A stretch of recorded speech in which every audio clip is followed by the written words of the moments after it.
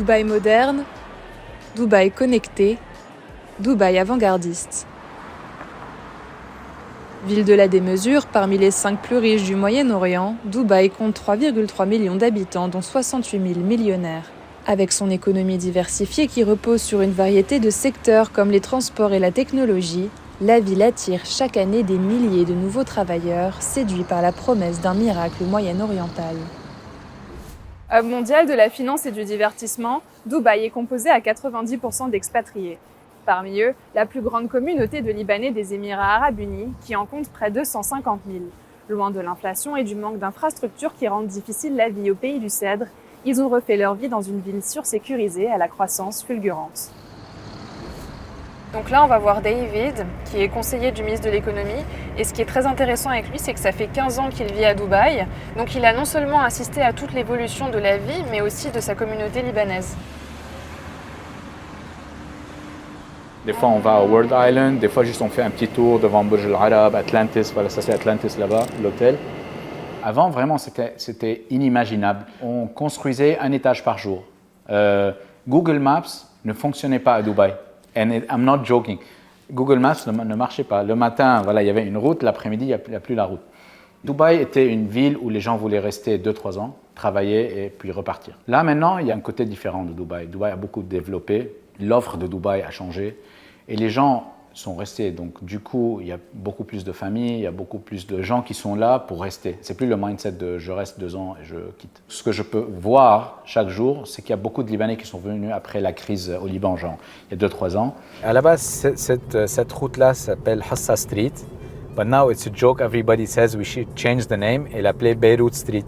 Parce qu'il y a beaucoup de restos libanais qui ont ouvert là. Ah, donc c'est devenu des lieux de rassemblement. Exactement. La diaspora libanaise. Voilà. En plus, c'est des restos super casual. Donc, après le sport, on peut venir manger casual ici. Exubérant ou discret, le style de vie dubaïote est avant tout celui que l'on choisit, chacun selon ses moyens. Bonjour. Cadre dans l'industrie alimentaire, Gilles s'est installé ici il y a 11 ans. Comme ça. Au-delà de la sécurité, ce qu'il apprécie avant tout, c'est le cadre de vie varié que la ville offre à ses enfants. Je crois qu'être ici, ça leur donne un peu plus de diversité.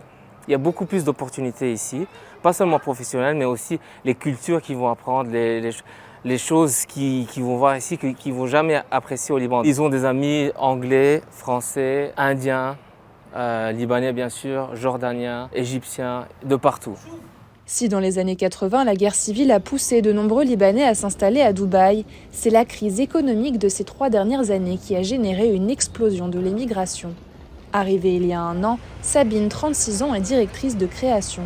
Et si elle apprécie autant la deuxième ville des Émirats, c'est avant tout pour sa qualité de vie, à milieu des contraintes quotidiennes des Libanais.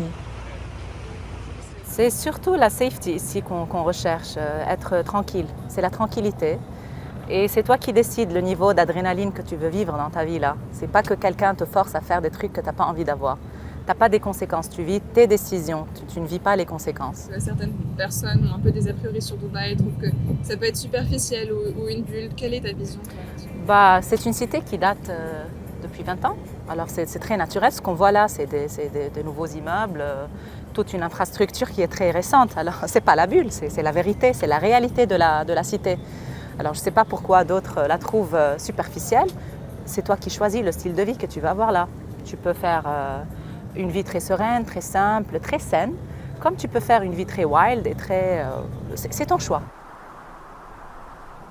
Si Dubaï vante le luxe de ses infrastructures et fait la part belle au divertissement, ses activités sont souvent réservées aux plus aisés, car la ville compte parmi les 15 plus chères au monde. Alors arrivés récemment, certains Libanais déchantent face au coût élevé de la vie. En cause notamment le prix de location des logements dont le paiement se fait généralement à l'année. Comptez en moyenne 1 200 $ par mois pour un appartement bien situé avec une chambre. Arrivée il y a 5 mois, Carole est vendeuse dans une bijouterie au sein d'un centre commercial, mais son salaire insuffisant contraint la trentenaire à vivre en colocation. When you want to rent a studio, first of all, the first payment needs to be, you need to pay a deposit, you need to pay the commission, you need to pay the first rent, and you need to pay like the deposit for diwa and the chiller, which is the first payment will be around 11,000 or 12,000 dirhams. And then you need to have the full checks for the full year. So you need to have also 11 checks with you. So that's the difficulty of getting a new studio. I've had like 2 weeks of not a breakdown, but you know, like I've been in a ups and downs, if you want. Yeah, I wanted to leave, but the thing is that I cannot go back to Lebanon.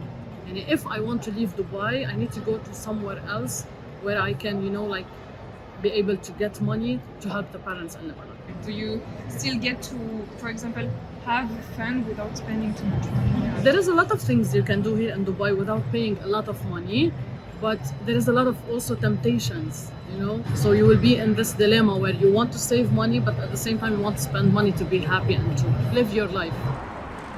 Malgré les éventuelles difficultés, tous les Libanais que nous avons rencontrés sont unanimes, rentrer n'est pour le moment pas une option. Une décision compliquée mais souvent perçue comme vitale. Face au confort d'Ubaiyot, le Liban peine à convaincre.